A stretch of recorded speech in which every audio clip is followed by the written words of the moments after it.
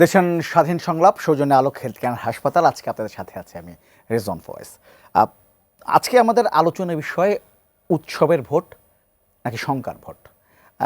এটি এই জন্য বলছি যে আগামীকাল যে খবর আছে যে আগামীকালই হয়তো নির্বাচনের আগামী জাতীয় সংসদ নির্বাচনের তফসিল ঘোষণা হয়ে যেতে পারে কিংবা তার পরের দিন মোটামুটি প্রস্তুত আছে। কাল পরশুর মধ্যেই জাতীয় সংসদের তফসিল ঘোষণা হয়ে যাবে।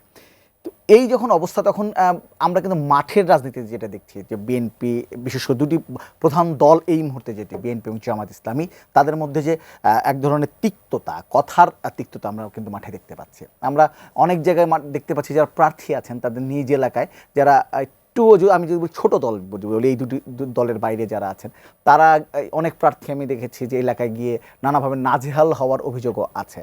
আবার নানা ধরনের জোটের রাজনীতি হচ্ছে।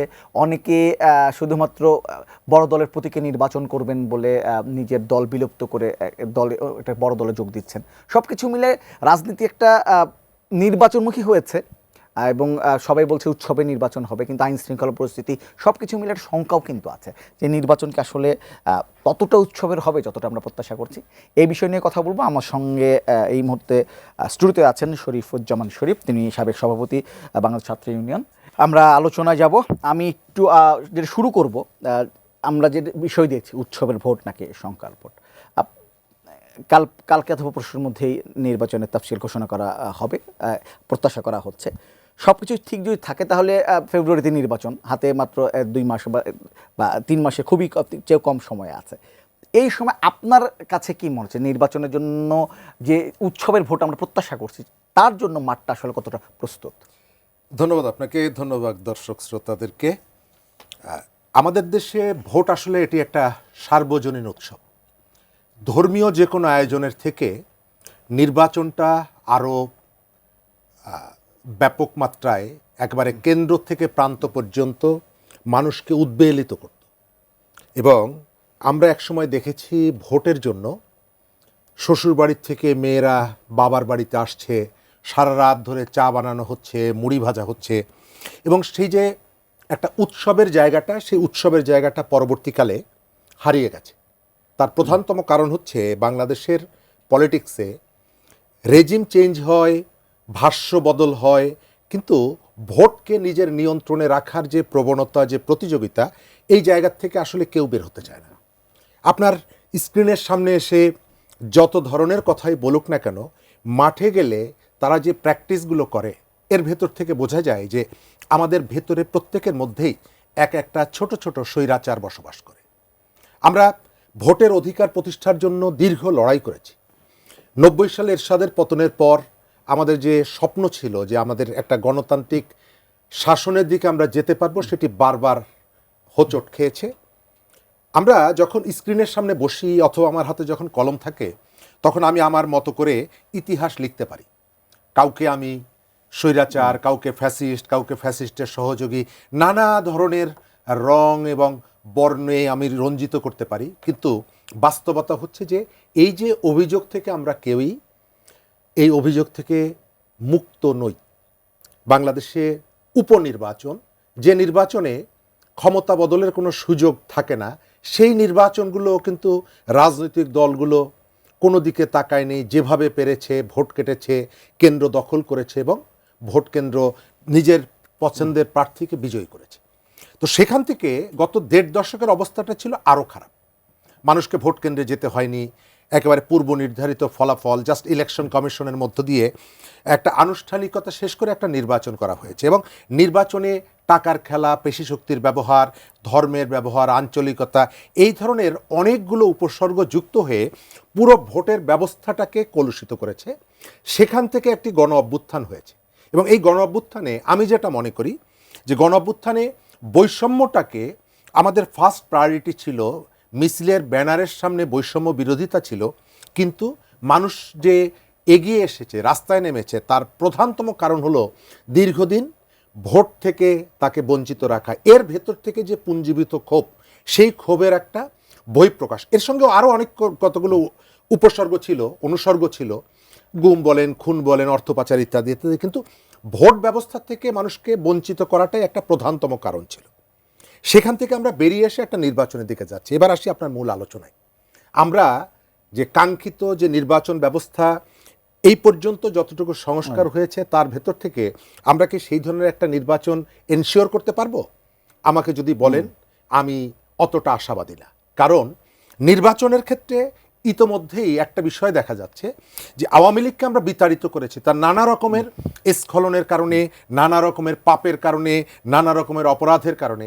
কিন্তু যে জরিপগুলো বলছে, সেই জরিপে আপনি আমি শহরে বসে যাই বলি না কেন, টিএসসিটাকে আমরা কখনো কখনো ভাবি টিএসসিতে দাঁড়িয়ে যারা বক্তব্য দিচ্ছে এরাই হচ্ছে বাংলাদেশ। নো, এর বাইরেও একটা বাংলাদেশ আছে। এই ঢাকা শহরে আমাদের এই শহরের শিক্ষিত মানুষের বাইরেও একটা বাংলাদেশ আছে, যাদের কথা আমরা জানি না। সকালবেলায় ঢাকা শহরে প্রায় 25,000 পরিচ্ছন্ন কর্মী তারা রাস্তায় ঝাড়ু দেয়। তাদের বক্তব্যকে কখনো কি আমরা মিডিয়াতে নিয়ে আসতে পারি না। এখানে এই ধরনের যারা একেবারে মার্জিনাল যারা আছেন তাদের ওপিনিয়নটা কি কখনো আসে না। সুতরাং আমরা কখনোই তাদের মতামতটাকে ওন করি না। আমরা ওন করি কাদের মতামত? ঢাকা ক্লাবে বসেন, বিশ্ববিদ্যালয়ের টিচার্স ক্লাবে বসেন, পত্রিকায় কলাম লেখেন, টক শোতে এসে কথা বলেন। মানে এই যে জায়গাগুলো, মানে আপনি কি এই যে জরিপ, এই নির্বাচন কেন্দ্রিক জরিপগুলো হচ্ছে, আপনি খুব একটা আমলে নিচ্ছেন নাকি? না, আমি ওইটাই আমলে নিয়েই বলছি যে আপনি যে আওয়ামী লীগকে বিতাড়িত করেছেন, শহরের মানুষ আমরা যে ধরনের ভাষ্যগুলো দিচ্ছি, প্রকৃত কতগুলো চিত্র কিন্তু এর ভেতর থেকে বেরিয়ে আসছে যে ভোটার যারা, নির্বাচনের মেইন স্টেক হোল্ডার যারা, তাদের একটি অংশ কিন্তু কোনো না কোনোভাবে হয় ভয়ের মধ্য থেকে, অথবা শঙ্কায়, অথবা মবের ভয়ে, তারপরেও কিন্তু আওয়ামী লীগের অনুপস্থিতির বিষয়ে তারা তাদের একটা ওপিনিয়ন কিন্তু বলছে। অর্থাৎ তাদেরকে ভোটের মধ্যে কিভাবে সংযুক্ত করা যায় এই বিষয়টা কেউ কেউ বলছে। এই ধরনের একটা পরিস্থিতির ভেতর থেকে আপনি নির্বাচনের দিকে যাচ্ছেন। সেই নির্বাচনটা আপনি চ্যালেঞ্জগুলো কি কি? অনেকগুলো চ্যালেঞ্জ। আচ্ছা, আমি একটু আমাদের সঙ্গে যুক্ত হয়েছেন তাসলিম আক্তার, আপনাকে ধন্যবাদ আমার সাথে যুক্ত হওয়ার জন্য।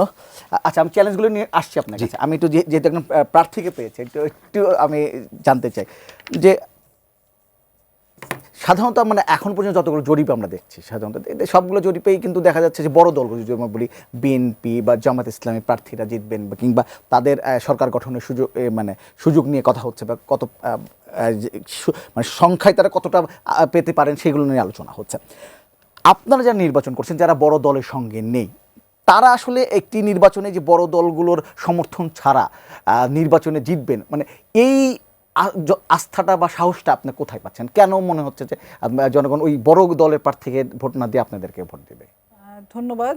আমার মনে হয় আমরা একটা নতুন পরিবেশের মধ্যে আছি। বিশেষ করে গণ-অভ্যুত্থান পরবর্তী যে রাজনৈতিক আবহ, সেই আবহ কিন্তু আমাদেরকে স্বপ্ন দেখতে, সাহস করতে এবং নতুন করে সবকিছু বিচার করার ক্ষেত্রে একটা জায়গা তৈরি করে। এবং আমাদের কাছে মনে হয় যে বাংলাদেশের যারা গত 15 বছর নির্বাচনে অংশগ্রহণ করতে পারে নাই, তাদের ভোটাধিকার প্রয়োগ করতে পারে নাই, তারা শুধুমাত্র ওই বড় 2 দল 3 দল এই হিসাব নিকাশের বাইরে এসেই আসলে এখন নতুনভাবে চিন্তা করবে। মানে এই বাংলাদেশের সংস্কৃতির মধ্যে আমরা দেখি যে রাজনৈতিক দল হিসেবে বিএনপি বা আওয়ামী লীগ বা জাতীয় পার্টি, জামাত ইসলাম, এগুলোর একটা ঘোরপাকের মধ্যে থাকে।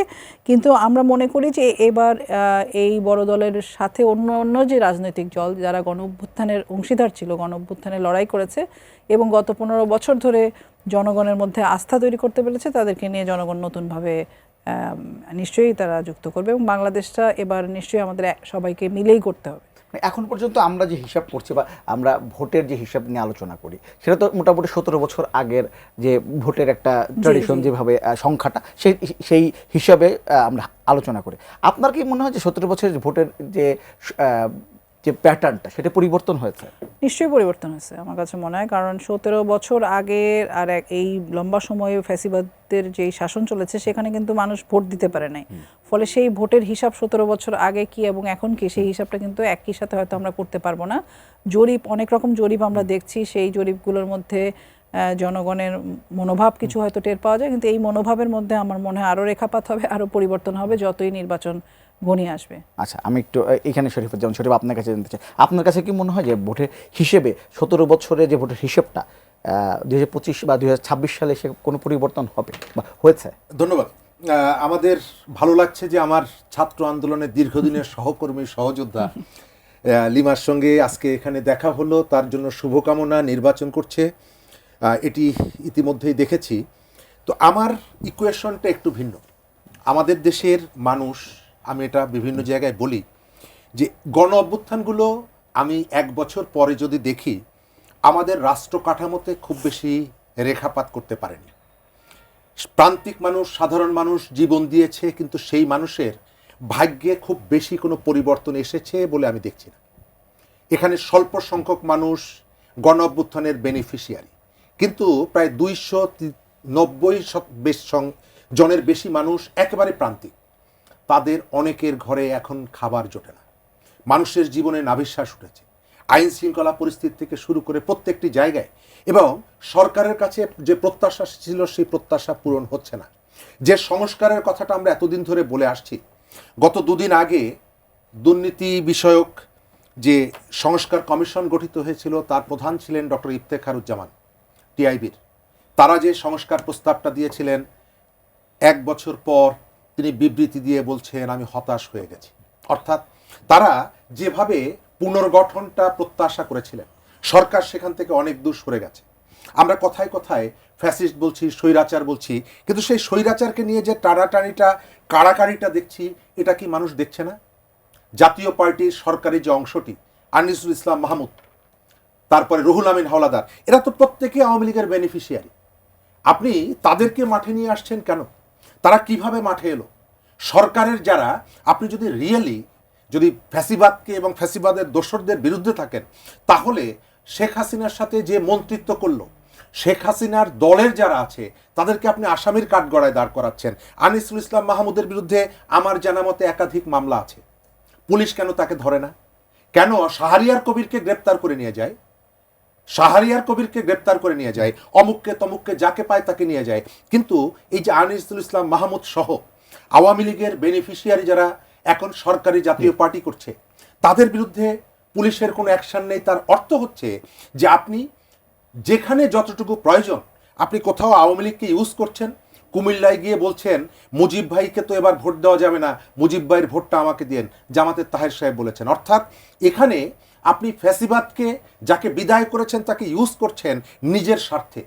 গণঅভ্যুত্থানের যে ছাত্ররা সামনের কাতারে লড়াই করলো, দল গঠন করলো, ছাত্র সংসদ নির্বাচনে তাদের যে ভয়ঙ্কর যে পরাজয়টা ঘটলো, সেই পরাজয়ের ভেতর থেকে আমার ধারণা যে আমরা যে ধরনের মানুষের মাইন্ড সেটআপটা তৈরি করেছিলাম, আমি ডাকসু সহ অন্য জায়গাগুলোর কথা বলছি, অর্থাৎ মানুষের যে ওই যে সেন্টিমেন্টটা ছিল, সেখান থেকে গত 1 বছরে এই মানুষকে অনেক দূরে নিয়ে গেছে। আচ্ছা, আমি একটু তসলিম আক্তার আপনার কাছে, যেহেতু শরীফুদ্দিন শরীফ কথাটা উঠালো, বড় দলের অনেকে পেলে আমি প্রশ্নটা করি যে নির্বাচন যখন হচ্ছে, ভোটের হিসাব যখন হচ্ছে, তখন একটা বড় অংশ একটা আলোচনা আছে যে যারা আওয়ামী লীগের সমর্থক তাদের ভোটটা আসলে কোথায় যাবে।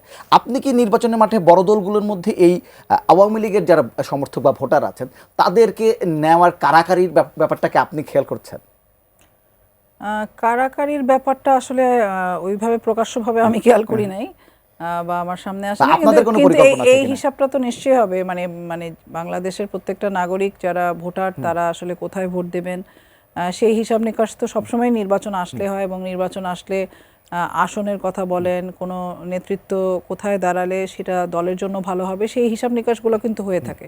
ফলে এখানে শুধু আওয়ামী লীগের ভোটের হিসাব না, এখানে প্রত্যেকটা ধর্ম ওর জনগোষ্ঠী আছে, এখানে বিভিন্ন জাতিসত্তা আছে, প্রত্যেকেরই যে তাদের ভোটের অধিকার তারা সেটা প্রয়োগ করতে পারছে কিনা, এবং সেটা যাতে কোনো কারণে ক্ষতিগ্রস্ত না হয় সেটা নিশ্চয়ই বিবেচনা করতে হবে। আচ্ছা, দুজন দর্শক আছে, ফোনটা নিয়ে তারপর আসছি। হ্যালো। হ্যালো, আসসালামু আলাইকুম। ওয়ালাইকুম আসসালাম, আপনার নামটি বলে প্রশ্নটা করেন। আমি মুক্তার আলী, বগুড়া শাহজাহানপুর থেকে বলছিলাম। জি মুক্তার সাহেব বলেন। আমি শরীফুজ্জামান শরীফ ভাই, আমি খুব পছন্দ করি ওনাকে। আমি ওনার কাছে একটা প্রশ্ন রাখতে চাচ্ছি, সেটা হলো যে 24 সালে আওয়ামী লীগ সরকার নির্বাচন করলো কত হাজার কোটি টাকা, আর 26 সালে এই সরকার নির্বাচন করবে কত হাজার কোটি টাকা, এবং এই যে আপনারা এই যে সরকার আসবে সেই সরকার 5 বছর থাকতে পারবে কি না, আমাদের দেশের প্রেক্ষাপটে দেখতেছি আমরা থাকতে পারবে কি না, না সারা জীবন আমরা খালি ভোট করেই যাব আমরা। এটা একটা। আর একটা হচ্ছে কি, আমাদের দেশে আর একটা এই যে মানে 71, আপনার হলো 90, এই যে 24, আরো কোনো আরো কোনো মানে তারিখ বা মাস বা বছর এতে যোগ হবে কিনা। জি ধন্যবাদ আপনার প্রশ্নটা বুঝতে পেরেছি। আমরা আরেকজন আছেন শুনে নিই। হ্যালো, আমার প্রশ্ন হচ্ছে, আজকে আমাদের টকশোর বিষয় হচ্ছে উৎসবের ভোট এবং শঙ্কর সংখ্যার ভোট। ভোট। তাহলে যে নির্বাচন একটি বৃহৎ জনগোষ্ঠীকে বাদ দিয়ে এই ভোটটা হচ্ছে এবং এটা কতটুকু উৎসবমুখর হবে, যেখানে বর্তমানে মানুষ বলছে যে 16 মাসে যা দুর্নীতি এবং যা চাঁদাবাজি এবং যা লুটপাট না হয়েছে 16 বছরে, তাই 16 মাসে হয়েছে। পাশাপাশি আমার আরেকটা প্রশ্ন, যে ভাগ্যের পরিবর্তন বলতে যে ইলেকশনে 3টি দল মেন, বিএনপি 5 তারিখের পরে সমস্ত চাঁদাবাজি আওয়ামী লীগ 16 বছরে যা না করে তা করছে, জামাত বেহেশতের টিকিট বেচছে এবং এনসিপি যারা নেতা তারাও বিভিন্ন দুর্নীতি সহ বিভিন্ন কর্মকাণ্ডে জড়িত এবং এনসিপির বিরুদ্ধে জি জি জি আপনার প্রশ্নটা বুঝতে পারি। জি তাসলিম আক্তার, আপনার কাছে একটু জানতে চাইবো যে একজন দর্শকও জিজ্ঞেস করছিলেন যে আসলে সবকিছু মিলে এই যে নির্বাচন প্রচারণা মাঠে আমরা দেখছি যে এখন আপনার যে ভোটারদের সাথে কথা বলছেন যে আগে যারা যেসব নির্বাচনের সময় ভোটাররা যে ধরনের প্রত্যাশার কথা বলতো, আকাঙ্ক্ষার কথা বলতো, সেখানে তাদের কী ধরনের পরিবর্তন আসছে? আর রাজনৈতিক দলগুলোর অ্যাপ্রোচে যদি বলি, তা এইটার কি কোনো পরিবর্তন আসছে? আমরা কিন্তু সেই একই ধরনের তর্কযুদ্ধ, একে অপরকে ঘায়েল করার প্রবণতা দেখছি কিন্তু। হ্যাঁ, সেটা তো আমরা কোনো কোনো জায়গায় আমরা ব্যারিস্টার ফুয়াদকে দেখলাম একটা ইয়ের মধ্যে পড়লেন, এগুলো আমরা আসলে কখনোই আশা করি না। কিন্তু এখন পর্যন্ত যত নির্বাচন ঘনিয়ে আসবে ততই আসলে বোঝা যাবে আসলে কি ধরনের আচরণ আমরা আগে যা দেখেছি সেটাই পুনরাবৃত্তি হচ্ছে কিনা। এখন পর্যন্ত আমি ব্যক্তিগতভাবে যে সমস্ত জায়গায় প্রচারণার কাজে গিয়েছি সেখানে ওইরকম বাধা বা কোনো কিছু কারোর থেকে হয়নি, বরং জনগণের মধ্যে একটা আগ্রহ বা প্রশ্ন যখন আমরা করছি যে কোনো জনপ্রতিনিধির কাছে যারা নাগরিকরা কি আশা করেন, তখন আসলে অনেক নির্ভয়ই তারা বলছেন যে তারা নিরাপত্তা আশা করেন বা তারা একটা ভয়মুক্ত বাংলাদেশ আশা করেন, যে কথাগুলো হয়তো আমরা আগে শুনি নাই। তো আমি যেটা মনে করি যে আসলে আমরা যদি আশা করি যে গণ অভ্যুত্থানের পরবর্তী সময় আমরা অনেক কিছু পেয়ে যাওয়ার কথা ছিল, এই কথাটা আমার কাছে কখনোই আসলে প্রথম থেকে মনে হয় না। কারণ গণ অভ্যুত্থানের মধ্য দিয়ে আমরা 15 বছর ধরে একটা লড়াইয়ের পাটাতন ছিল, তার সাথে তরুণরাও লড়াইয়ে যুক্ত হয়েছে। কিন্তু এই লড়াইয়ের মধ্য দিয়ে যে লড়াইটা শেষ এরকম না, আমাদেরকে অব্যাহত একটা লড়াইয়ের মধ্যে থাকতে হবে, যেখানে আমরা নাগরিক মর্যাদা যাতে আমরা পাই, সেটার জন্য যাতে আমরা ঐক্যবদ্ধভাবে কাজ করতে পারি, সেটার চেষ্টা আমাদের করতে হবে। আমরা যদি আশা করি যে আলাদিনের আশ্চর্য প্রদীপের মতো 1 বছর বা 1 বছর 4 মাসের মধ্যে অন্তর্বর্তীকালীন সরকার, যারা আসলে ওইভাবে কোনো রাজনৈতিক সরকার না, কিন্তু তারা একটা জনগণের একটা আকাঙ্ক্ষার জায়গা থেকে তারা দায়িত্ব নিয়েছেন, তো সেই জায়গায় আমরা মনে করি যে এই রাতারাতি কিছু হয়ে যাবে, অনেক কিছু হয়ে যাবে এরকম না। আমাদের সংস্কৃতির মধ্যে যে ফ্যাসিবাদী স্বভাব, আমাদের যে অভ্যেস আছে, সেগুলো কিন্তু রাতারাতি বদলে যাবে না। তো সেই জায়গা থেকে আমাদের যাতে দূরত্ব না বাড়ে, যারা আমরা এই গণঅভ্যুত্থানের মধ্যে কাছাকাছি এসেছি, তাদের মধ্যে যেন এই নির্বাচনকে কেন্দ্র করে আমাদের মধ্যে প্রতিযোগিতা থাকবে, সেটা যাতে একটা গণতান্ত্রিক প্রক্রিয়ার মধ্যে দিয়ে থাকে, সেটা যাতে একটা সুস্থ পরিবেশের মধ্যে থাকে, সেটা আমাদের বারবার বিবেচনায় রাখতে হবে। তা না হলে যেটা হবে যে আমরা গণঅভ্যুত্থানের মধ্য দিয়ে এত মানুষের প্রাণের বিনিময়ে যতটুকু অর্জন হয়েছে আমাদের, সেই অর্জনটাকে আমরা সামনে নিতে পারবো না। ফলে আমার মনে হয় সেই বিষয়ে আমাদের বিশেষ কিন্তু আলোচনায় থাকা যে দলগুলো বলি বা গুরুত্বপূর্ণ যে দলগুলো আছে, বড় দলগুলো যেগুলো আছে, সেগুলো কি এই যে আপনি যে কথা যে বিবেচনার কথা বলছেন, সেই বিবেচনাটা কি করছে এখন পর্যন্ত? আমার যেটা মনে হয় যে মানে আমাদের সংস্কৃতির মধ্যে এই বিবেচনা করা, অন্যকে স্পেস দেওয়া, এই জায়গাগুলো অনেক সময় আমরা দেখি থাকে না। এবং যত বেশি নির্বাচন আসে, অনেকটা মনে হয় যে মানে সম্পত্তির ভাগাভাগির মতো টেনশন শুরু হয়ে যাচ্ছে সবার মধ্যে। তো সেই জায়গাটা আমরা এখনো যে কাটিয়ে উঠতে পারছি সেটা আমাদের বলা যাবে না, কিন্তু আমার মনে হয় যে এটা কে আমাদের উত্তরণ উচিত। তা না হলে আসলে আমরা কেন গণঅভ্যুত্থান করলাম। আচ্ছা, শরীফ হোসেন শরীফ, একটু আপনার কাছে জানতে চাই, একটু আমি যে জোটের রাজনীতির কথা বলি, কারণ নির্বাচন আসার আগে আমরা দেখতে পেলাম যে অনেকগুলো জোট হয়েছে, বিএনপির নেতৃত্বে অনেকগুলো দল আছে যেগুলো আসলে বিএনপির সাথে একটা জোটবদ্ধভাবে নির্বাচন করতে চায়, যদিও তাদের মধ্যে এক ধরনের আসন ভাগাভাগি নিয়ে একটা টেনশন আছে। আমরা দেখেছি জামাতের সঙ্গে 8 দল আছে, এনসিপির 3 দল নিয়ে এনসিপি একটা জোট করেছে। সব কিছু মিলে আবার এই দেখলাম যে এলডিপির চেয়ারম্যান সাদাত হোসেন সেলিম, তিনি বিএনপি নির্বাচন করবেন দেখে তার দলকে তিনি বিলুপ্ত ঘোষণা করে তিনি বিএনপিতে যোগ দিলেন এবং তিনি লক্ষ্মীপুর 1 আসন থেকে বিএনপির থেকে লড়ছেন, বিএনপির প্রার্থী হয়ে লড়ছেন। এই যে মানে যেহেতু এবার জোটে গেলে মূল দলের নিয়ে লড়তে হবে, প্রার্থী মার্কা নিয়ে লড়তে হবে, মানে মার্কার জন্য দল বিলুপ্ত করে একটা দলে যোগ দেয়, এই প্রবণতা কেমন দেখছেন? ধন্যবাদ। কি কি দেখছেন? প্রথমত এই জায়গাটা সেলিম ভাই থাকলে তিনি ব্যাখ্যাটা দিতে পারতেন, তবে আমার অবজারভেশনটা বলতে পারি। শাহাদাত হোসেন সেলিম কিন্তু বিএনপির পলিটিক্সের ভেতর থেকেই রাজনীতিতে তার অভিষেক। আমি গতকালকে যতটুকু জানলাম তিনি ছাত্রদলের চট্টগ্রাম মহানগরের প্রতিষ্ঠাতা আহ্বায়ক ছিলেন, অর্থাৎ ছাত্রদল যখন প্রতিষ্ঠিত হয় তখন থেকে কিন্তু তিনি বিএনপির রাজনীতি করেন। পরবর্তীকালে কর্নেল অলি আহমেদ যখন বিএনপির ওই টার্মে আলাদা বিএনপি থেকে বেরিয়ে গিয়ে অনেককে নিয়ে যখন দল গঠন করেন, তখন তিনি অলি আহমেদের সঙ্গে চলে আসেন। পরবর্তীকালে তাদের মধ্যে একটা দ্বন্দ্ব দেখা দেয় এবং অলি আহমেদকে রেখে তিনি আবার আলাদা এলডিপি গঠন করেন এবং একটা পর্যায়ে গিয়ে তিনি ফিরে গেছেন তার দলে। সুতরাং শাহাদাত হোসেন সেলিম আসলে মনে প্রাণে মনের দিক থেকে বিএনপির সাথেই ছিলেন, বিএনপির ধারার পলিটিক্সটাও করতেন, আদর্শিক সমস্যা ছিল না। হ্যাঁ, ওই জায়গাটায় ছিলেন। হয়তো অ্যাডজাস্টমেন্টের নানা রকমের ঘাটতি থাকতে পারে ইত্যাদি ইত্যাদি। তবে আমার যেটা ধারণা যে এই যে জোটের প্রতীকে নির্বাচনে প্রতিদ্বন্দ্বিতা করার সুযোগটা বন্ধ হওয়ার কারণে সম্ভবত তাকে দল বিলুপ্ত করে বিএনপির সাথে যাওয়াটাকে ত্বরান্বিত করেছে। আর এর বাইরে তাসলিমা কয়েকটা কথা বলেছেন, আমি জাস্ট একটু দু একটা জায়গায় যুক্ত করে দিই। সরকারের কাছে আসলে আমরা কি চেয়েছিলাম? একটা বুর্জ খলিফা তৈরি করা একটা বিষয়, আপনি একটা তাল গাছ লাগালেন, তার ফল হতে 15 বছর সময় লাগবে, কিন্তু সরকারের কাছে আমরা রাষ্ট্র পরিচালনায় কত গুণগত পরিবর্তন আশা করেছিলাম। আওয়ামী লীগের সময় মন্ত্রীদের সম্পদের হিসাব আমরা জানতাম না। এই সরকারের আমলে যারা পাওয়ারে বসে আছেন তারা বলেছিলেন যে আমাদের সম্পদের হিসাব বের করব, প্রকাশ করব। এখন পর্যন্ত তারা সেটি করেননি এবং আমি ধরে নিচ্ছি তাদের মেয়াদকালে এটি করবেন না। আচ্ছা, এটি করার জন্য কি অনন্তকাল সময় প্রয়োজন?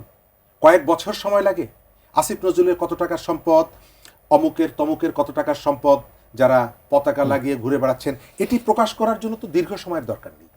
ব্যবসায়ীকে আপনি একজন ব্যবসায়ীরা বসে সিদ্ধান্ত নিল সয়াবিন তেলের দাম এক রাতের মধ্যে 9 টাকা বাড়িয়ে দিল, পরদিন তাদেরকে ডেকে বসে তাদের সাথে আলোচনা করে আপনি 6 টাকায় রাজি হয়ে গেলেন 3 টাকা, অর্থাৎ এখানে ব্যবসায়ীদের লস হলো না, লসটা হলো পাবলিকের। এই যে সংস্কৃতি, এই যে কালচার যেটা আগের সরকারে ছিল, এটি পরিবর্তন করার জন্য তো দীর্ঘমেয়াদী কোনো প্রয়োজন নেই, দীর্ঘমেয়াদী সময় নেই, আন্তরিকতাই যথেষ্ট। কিন্তু আমরা যেটা দেখতে পাচ্ছি সরকারের মধ্যে সেই আন্তরিকতা নেই, এবং নেই বলেই দুর্নীতি দমন বিষয়ক যে টাস্ক ফোর্স বা কমিটি, সেই কমিটির প্রধান তিনি হতাশা ব্যক্ত করছেন। অর্থনৈতিক যে কমিটিটা করা হয়েছিল ডক্টর দেবপ্রিয় ভট্টাচার্যের নেতৃত্বে, তিনি 23টা সুপারিশ দিয়েছিলেন। সেই সুপারিশগুলোর পরে এখন এসে তিনি বলছেন যে শুধুমাত্র অর্থ পাচার সংক্রান্ত যে তথ্যটি সেটি ব্যবহার করা হচ্ছে রাজনৈতিক কারণে, আর যে প্রস্তাবগুলো দিয়েছিলাম কোনো প্রস্তাবটি ব্যবহার করা হচ্ছে না। সারা দেশে এই যে মবের শাসন, এটিকে বন্ধ করা সরকারের জন্য একেবারে অসম্ভব ব্যাপার, সরকার চাইলে বন্ধ করতে পারে না। এই যে কেনাবেচার যে রাজনীতি, যে জাতীয় পার্টি দীর্ঘদিন আওয়ামী লীগের দোসর ছিল, আওয়ামী লীগের সাথে ছিল, আওয়ামী লীগের বেনিফিশিয়ারি ছিল, মন্ত্রিত্ব নিয়েছেন, সংসদে দাঁড়িয়ে প্রধানমন্ত্রীর দীর্ঘায়ু কামনা করেছেন, তিনি যাতে দীর্ঘদিন পাওয়ারে থাকেন সেটি বলেছেন। যে মন্ত্রীরা তারা হঠাৎ করে 1 বছরের মধ্যে তারা একেবারে শুদ্ধ পুরুষ হয়ে গেল, আপনি অন্যকে ফ্যাসিবাদের দোসর বলে তার বাড়িতে গিয়ে আক্রমণ করছেন, তার ব্যবসা প্রতিষ্ঠানে হামলা করছেন, কিন্তু আওয়ামী লীগের মন্ত্রী ছিল জাতীয় পার্টির যারা, তারা সরকার তাদেরকে মাঠে নিয়ে এসে রাজনীতির কারণে এই যে নষ্ট রাজনীতি, এই যে কলুষিত রাজনীতি, এই রাজনীতি কি পুনর্বাসিত হবে, ব্যাক করবে, এটাকে আমরা চেয়েছিলাম। তাসলিমা আক্তার একজন দর্শক একটা প্রশ্ন করেছিলেন, ইন্টারেস্টিং প্রশ্ন, যে যদি শেষ পর্যন্ত সরকার গঠন হয়, সরকার কি 5 বছর টিকতে পারবে? দুইভাবে উত্তর দেওয়া যায়, একটা হচ্ছে গণকের মতো উত্তর দেওয়া যায় ভবিষ্যৎবাণী, আর একটা হচ্ছে ইতিহাস থেকে অভিজ্ঞতার আলোকে বলা যায়। আর আরেকটা জায়গা আমার কাছে মনে হয় যে যিনি প্রশ্ন করছেন তিনি বাংলাদেশের একজন সম্মানিত নাগরিক, এবং এই সময় এসে আমরা নাগরিকদের ভূমিকাকে ভীষণ গুরুত্বপূর্ণ মনে করি, কারণ এই সময় কিন্তু আমরা 15 বছর যে ভয়ে ছিলাম সেই ভয়টা আমাদের মধ্যে কাজ করছে না, আমি বলবো এখনও কাজ করছে না। সেই জায়গা থেকে একটা ভোটের বিপ্লব করার দায়িত্ব কিন্তু আমাদের নাগরিকদের, সেই সুযোগটা আমাদের আছে। তরুণ ভোটার আছে, নারী ভোটার আছে, শ্রমজীবী ভোটার আছে, তারা তাদের ভবিষ্যৎ নির্ধারণের জন্য, তাদের রাজনীতি নির্ধারণের জন্য তাদের ভূমিকাটা আমরা বিশেষভাবে আশা করি। আর আমরা নিশ্চয়ই চাই যে বর্তমানে যেই সরকার গঠন করা হবে নির্বাচন পরবর্তী সময়, সেই সরকার যাতে একটা সম্মিলিতভাবে সেই সরকার যাতে বাংলাদেশের সংবিধান সংস্কার থেকে শুরু করে যে গুরুত্বপূর্ণ সংস্কারের কাজগুলো আমরা আসলে এই গণঅভ্যুত্থান পরবর্তী সময় জুলাই সনদের মধ্যেও এসছে, সেই কাজগুলো যাতে আমরা প্রাথমিকভাবে করতে পারি। আমরা আশা করব যে সেই কাজগুলো করা হবে এবং আসলে এভাবে 5 বছর থাকা আমরা তো চাই নিশ্চয়ই, 5 বছর স্বাভাবিক একটা নতুন প্রক্রিয়ার মধ্যে দিয়ে রাজনৈতিক দলগুলো সরকার গঠন করবেন, কিন্তু এটা তো আসলে শুধু মানে গণকের মতো করে বলা যায় না, এটা নির্ভর করে একজন নাগরিক আসলে কি ভূমিকা রাখছে। জুলাই সনদ নিয়ে বলছি না, জুলাই সনদ নিয়ে আসলে শেষ পর্যন্ত যা হলো, মানে যারা অনেক এনসিপি তো এখনো স্বাক্ষরই করেনি, যারা স্বাক্ষর করেছে তারাও যে শেষ পর্যন্ত যে অনেক বললেন যে আমরা যেখানে স্বাক্ষর করেছি তার অনেক কিছুই সেখানে নাই, এক্সট্রা অ্যাড করা হয়েছে এবং সেখানে ডিজোন করছেন তারা অনেক কিছু যে এগুলো মনে স্বাক্ষর করিনি। মানে এটা নিয়ে যে একটা লেজে গরু অবস্থা, আপনি কি মানে প্রত্যাশা করেন যে আসলে যে সরকার আসবে তারা এই জুলাই সনদ নিয়ে অতটা সিরিয়াস হবে? সিরিয়াস কতটা হবে জানি না, কিন্তু এই বিষয়কে অবশ্যই বিবেচনায় আনতে হবে। কারণ এই বিষয় যদি বিবেচনায় না আনা হয়, যারাই ক্ষমতা গঠন করবে তো যাবে, কারণ প্রায় 2000 তরুণ, নারী, পুরুষ, শ্রমজীবী মানুষ প্রাণ হারিয়েছে এই অভ্যুত্থানের মধ্য দিয়ে। ফলে জুলাই সনদের যেই সুপারিশগুলো এসছে সেগুলোকে উপেক্ষা করা যারা সামনে সরকার গঠন করবেন তাদের জন্য সহজ হবে বলে আমাদের কাছে মনে হয় না। কারণ যারা প্রাণ হারিয়েছে সেই তরুণরা এবং সেই পরিবারগুলোর যে মানে ক্ষত, সেটা আসলে আমরাও ভুলতে পারবো না এবং আমাদের যে ট্রমা বলতে পারি, যে গত 15 বছর নিজ দেশে যে পরবাসী হওয়ার অনুভূতি, সেটাও তো আমরা ভুলতে পারছি না। তো সেই জায়গা থেকে আমার মনে হয় যে এইটা আগের মতো সব কিছুকে উপেক্ষা করা, সব কিছুকে ডোন্ট কেয়ার করা, সেইটার সুযোগ মনে হয় না এবার থাকবে। কিন্তু কতদূর হবে সেটা নিশ্চয়ই রাজনৈতিক দলগুলোর সদিচ্ছার উপর নির্ভর করে, কারণ রাজনৈতিক দলগুলোই আসলে সরকার গঠন করছে। ফলে আমরা চাই যে এখানে আমার একটা ছোট জানার ইচ্ছা, সেটা হচ্ছে জুলাই এটা একটা গণভোটও হবে, নির্বাচনের জাতীয় নির্বাচনের সাথে এটি নিয়ে একটা গণভোটও হবে। এখন পর্যন্ত রাজনৈতিক দলগুলো যে প্রচারণা, সেখানে গণভোটের আমি খুব একটা কোনো কথাই শুনছি না যে হ্যাঁতে ভোট দেন কিংবা নাতে ভোট দেন বা মানুষকে সচেতন করা। সরকারের পক্ষ থেকেও খুব একটা আমরা দেখছি না, কিছু হয়তো তারা বিভিন্ন ধরনের প্রচারণা করা ছাড়া। এই গণভোটটা মানে ধীরে ধীরে তো নির্বাচনী প্রচারণা থেকে হারিয়ে যাচ্ছে। সাধারণ যারা গ্রামের দিকে আছে, যারা একটু সেই তেমনভাবে শিক্ষিত না, তাদের জন্য এই জিনিসটা কঠিন হয়ে যাবে না? এখানে আসলে রাজনৈতিক দলগুলোর সাথে ঐক্যমতের ভিত্তিতেই কিন্তু জুলাই সনদটা লম্বা সময় ধরে আলাপ আলোচনা, তর্ক বিতর্ক, নানা কিছুর মধ্য দিয়ে এই জুলাই সনদটা তৈরি হয়েছে।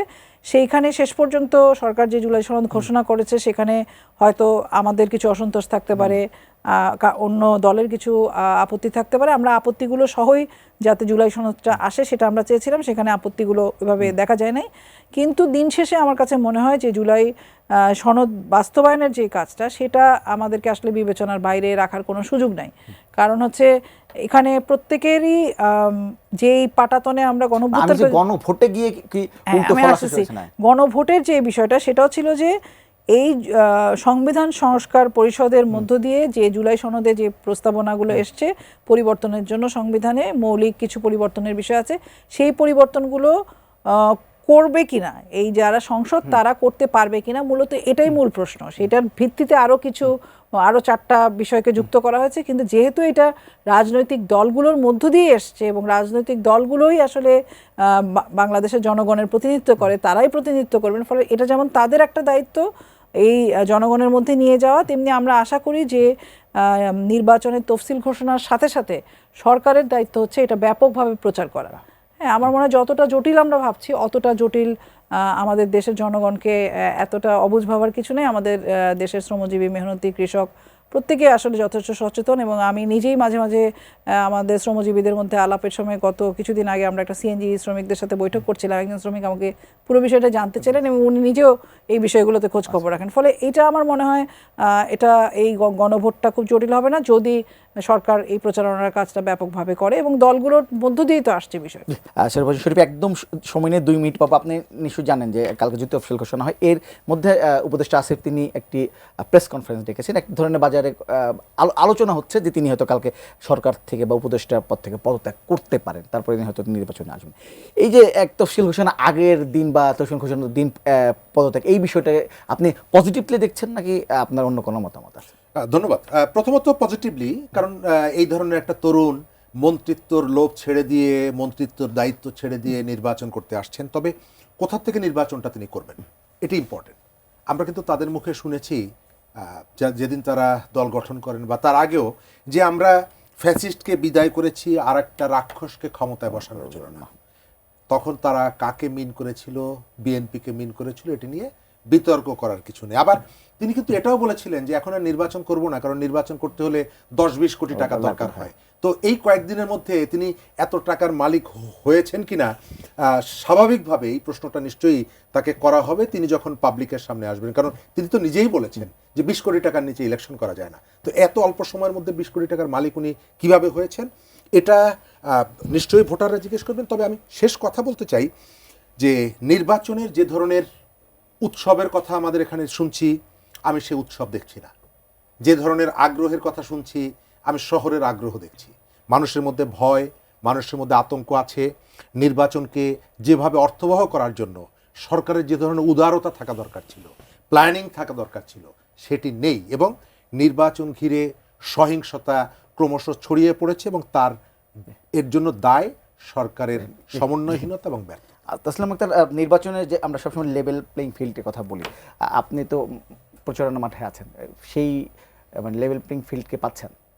এটা আমার মনে হয় আরও কিছুদিন তফসিল ঘোষণার পর বিষয়টা বোঝা যাবে। আমি আসলে আপনি শরীফ ভাইকে যে প্রশ্নটা করলেন সেটা নিয়ে একটু বলতে চাই। আমার কাছে মনে হয় শেষ দিন এসে পদত্যাগ করার মধ্যে বিশেষ কোনো অর্থ তৈরি হয় না। আমরা আসলে গণঅভ্যুত্থানের মধ্য দিয়ে যে তরুণরা আসছিলেন তাদের কাছে অনেক আশা করি, এখনও করি, কিন্তু যারা সরকারে গেছেন আমরা ধারণা করেছিলাম বিচার, সংস্কার, নির্বাচনের একটা সুষ্ঠু পরিবেশ তারা তৈরি করবেন, কিন্তু সেই পুরো প্রক্রিয়ার মধ্যে থেকে শেষ মুহূর্তে তফসিলের একদিন আগে পদত্যাগ করা বা না করার মধ্যে দিয়ে আসলে এইখানে বিশেষ কোনো অর্থ বহন করে না। আমার কাছে মনে হয় ক্ষমতায় থাকা, সরকারে থাকা, সমস্ত রকম প্রক্রিয়ার মধ্যে থেকে এখন যদি সকল তত্ত্বাবধায়ক সরকার নির্বাচন করতে চায় তাহলে নির্বাচনের নিরপেক্ষতা নিয়ে আসলে প্রশ্ন হবে, যে এই প্রশ্নটা আমাদের মধ্যে ছিল। ফলে আমরা আশা করেছিলাম যে তত্ত্বাবধায়ক অন্তর্বর্তীকালীন সরকার যারা, তারা আসলে নির্বাচনটাকে নিরপেক্ষ সুষ্ঠু করার জন্য কাজ করবেন, সংস্কারের জন্য কাজ করবেন এবং বিচারের জন্য কাজ করবেন, তারা এটাতে অংশগ্রহণ করবেন। কারণ আমরা যখন গণঅভ্যুত্থানের পরে যখন একটা দেশের রাজনৈতিক পরিস্থিতি টালমাটাল অবস্থা, তখন কিন্তু এই সরকার গঠন কিভাবে হবে সেগুলো নিয়ে নানান আমরা কিন্তু সেই সরকার গঠনে যাই নাই, আমরা দলীয়ভাবেও যাই নাই। এই কারণেই যে আমরা মনে করেছি আমরা গণতান্ত্রিকভাবে নির্বাচন করব এবং অন্তর্বর্তীকালীন সরকার বা তত্ত্বাবধায়ক সরকারের অধীনে যাতে নির্বাচন হয়, এটাই আমাদের দাবি ছিল। ফলে যারা গেছে আমরা এটাই আশা করেছিলাম যে তারা আসলে এখানে এই সরকারের থেকে দায়িত্ব পালন করবে যাতে একটা হয়। কিন্তু ওখানেও থাকলাম আবার এখানেও থাকলাম, এইটা আমার মনে হয় অন্তর্বর্তীকালীন সরকারকে প্রশ্নবিদ্ধ করবে। এবং আমরা আসলে মানে একজন এইভাবে ক্ষমতার মধ্যে থেকে তিনি আবার করছেন, কিভাবে তার অবস্থানটা আপনি নাহিদ ইসলাম যেভাবে অনেক আগে পদত্যাগ করেছেন সেভাবে করা, সেটা আমার মনে হয় সেটাও আমার মনে হয় যে মানে এই সরকারে থাকা কারোরই আসলে ইলেকশন করার জায়গাটা থাকা উচিত হতো না বলে আমি মনে করি। তারপরও নাহিদ যথেষ্ট আগে উনি পদত্যাগ করেছেন, সেটা তাও একটা মুখরক্ষা পায়। কিন্তু বাকি যারা আছেন তারা যদি শেষ দিন এসে করে, এটা খুবই আসলে মানে এটার কি অর্থ হয় আমি আসলে জানি না। আচ্ছা, আমরা শেষ করব, সময় শেষ। ধন্যবাদ আমাদের সাথে যুক্ত হওয়ার জন্য। দর্শক, আজকের পর্ব থেকে এখানেই বিদায় নিচ্ছে। আগামী পর্বে আবারও দেখা হবে। ততক্ষণ পর্যন্ত ভালো থাকবেন, সুস্থ থাকবেন, এটির সঙ্গে থাকবেন।